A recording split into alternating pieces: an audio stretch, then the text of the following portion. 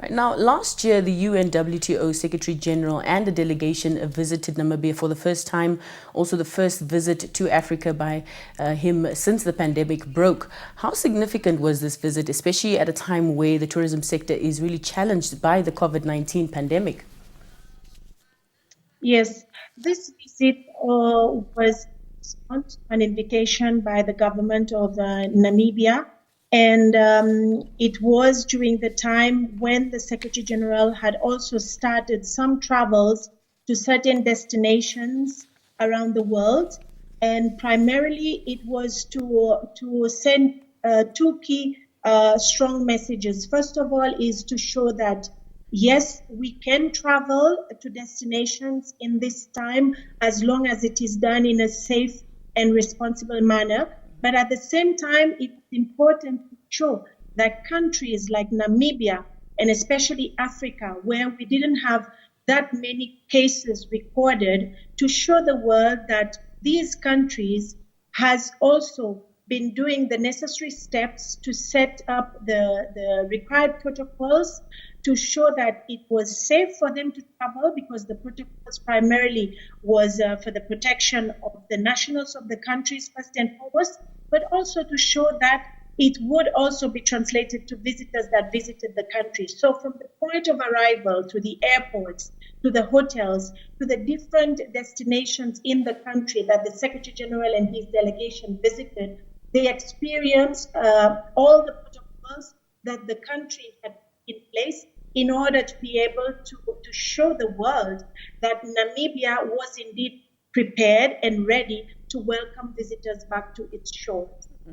Now, as with every other global region, African destinations have been hit hard by the restrictions on travel introduced in response to the pandemic. What role is the UNWTO playing in assisting African governments to really revive the tourism industry? Well, from the outset of the pandemic, the Secretary General has put together a global crisis committee, and this committee groups all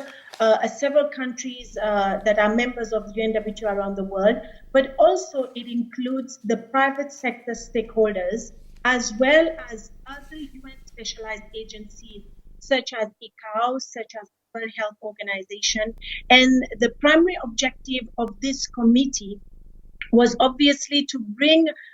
these people together around the table to brainstorm and look at ways whereby we could come up with guidelines for the recovery of the trade. And this is precisely what happened. We started off by sharing some key guidelines to countries. We 15 countries in Africa even take them up, from Tunisia to Namibia as well, because Namibia, in your protocols, when you set it out, it was shared with us for us to also have a look at it and ensure that it was following the norms that has been set by the international bodies. But at the same time, it was very critical to support these members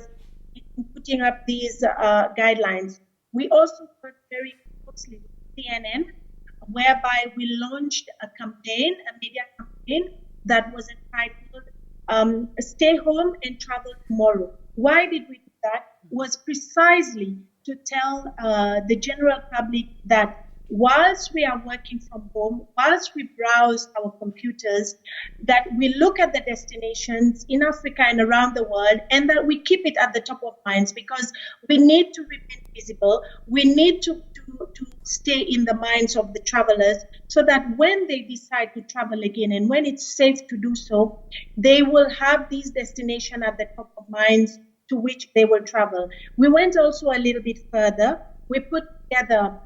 a tourism recovery package that was centered around three pillars, primarily the economic recovery, and secondly, in regards to building strong institutional relations and cooperation, because this is a time where it is more than ever needed for partners and stakeholders, be it public and private sector, to collaborate. And lastly, regards to marketing and promotion, because we know that we need to still keep the positive stories about the destinations, what is being done on the ground, especially as I mentioned earlier in regards to the set protocols, for the world to see that though Africa as a region, we had not recorded that number of cases or as in other countries, but the necessary measures are being taken by the countries to ensure that, first and foremost, as I mentioned earlier, their own people are protected, but also they are able to welcome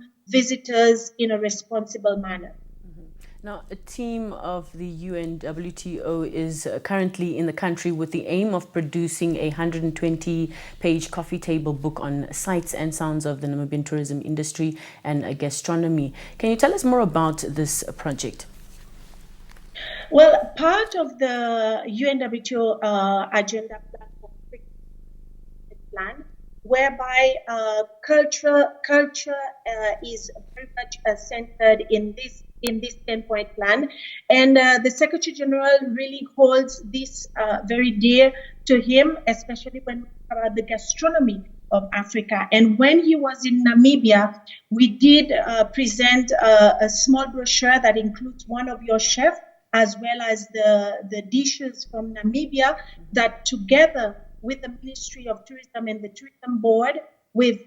worked on putting this together, which will translate later this year into a book. And this is where the idea of this book on Namibia specifically was sparked, by looking at experiencing the beautiful destinations of Namibia that we had the chance to experience. That was when the Secretary General, in agreement with the Ministry of Tourism, agreed to work on this coffee table book, which Kuju, who is our senior communications expert and also the MD of Voyage Afrique magazine, has been on the ground in the last month and days and working on the different footages, interviews as well, in order to be able to translate in this book. And mind you, the work doesn't stop here, because whilst we're getting all the footage for the book, what he himself and his team and us as well has been doing, we've been putting all these footages, all these interviews online, on the social media, so that people still know what is happening on the ground in Namibia. It gives added visibility to the destination, and also ties in with the social media campaign that we launched, especially to invite tourism stakeholders from the continent to share the positive stories of Africa. Namibia has been very key in submitting quite a number of positive stories of what is happening in the tourism space in Namibia.